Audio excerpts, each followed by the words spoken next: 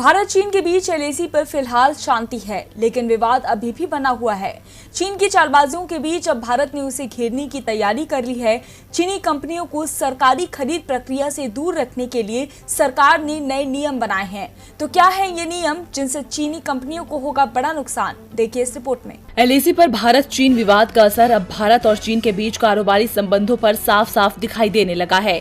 भारत ने सबसे पहले चीनी कंपनियों पर लगाम लगाने की कोशिश की और केंद्र सरकार ने जनरल फाइनेंशियल रूल्स 2017 में संशोधन किया है। इस संशोधन के बाद जिन देशों की सीमाएं भारत से लगती हैं, वहां की कंपनियों को भारत में सीधा निवेश करने से रोक दिया गया।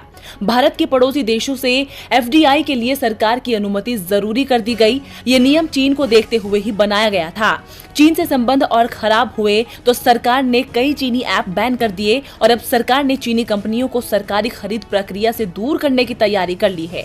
सरकारी खरीद के टेंडर में उन्हीं विदेशी कंपनियों को हिस्सा लेने का मौका मिलेगा जिन देशों की सरकारी खरीदारी में भारतीय कंपनियों को सप्लाई देने का मौका मिलता है। यानी जो नियम जिस देश में भारतीय कंपनियों के लिए हैं, वैसे ही नियम भारत में उस देश की कंपनियों के लिए लागू होंगे।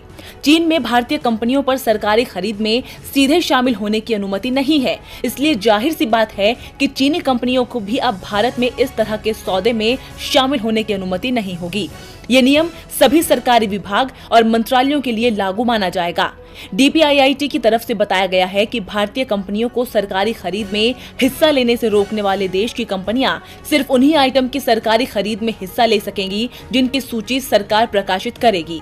यानी साफ है कि सरकार अब चीनी कंपनियों पर पूरी तरह से लगाम लगाने की तैयारी में है।